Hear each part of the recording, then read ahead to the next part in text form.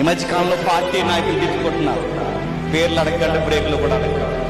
వాళ్ళు తిట్టుకుంటున్నారు. ఏమని చెప్పలే, నీకు 5 పెళ్ళిళ్ళు రా అన్నారు. మీకు నేను చెప్తున్నాను, మనుషులకి ఏం చేద్దామన్న ఆలోచన లేదు. వాడు లూప్ హోల్స్ అన్ని వీళ్ళు మాట్లాడడం, వీళ్ళు లూప్ హోల్స్ అన్ని వాళ్ళు మాట్లాడడం, ఇదే రోడ్డు షోలు పెట్టి తిట్టుకోవడమే తప్ప అరే మంచిని చేద్దాం ఇద్దరం కలిసి అని ఆలోచించే వాళ్ళని. మంచి చేసేటప్పుడు ప్రతిపక్షం దేనికండి?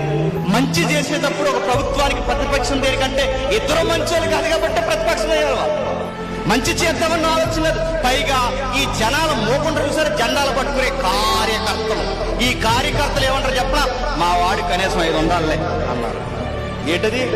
ఎమ్మెల్యే సీట్లు కాదు, ఏడని నన్ను అడగ. కనీసం మా వాడికి 5 ఉండాలి. కనీసం మా వాడంటే 30 మెయింటైన్ చేయగలరు. ఎలా అయిపోయింది చూడండి, పోరాటాలు లేవు. మంచి ప్రభుత్వాలు రానివ్వరు అంతే.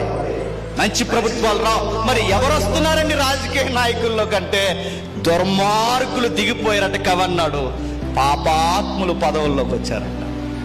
దుర్మార్గులు దిగిపోయారు, పాపాత్ములు ఎక్కారు. ఈ విధముగా ప్రభుత్వాలు మారుతున్నప్పుడు సమాజంలో మార్పు వస్తాదా?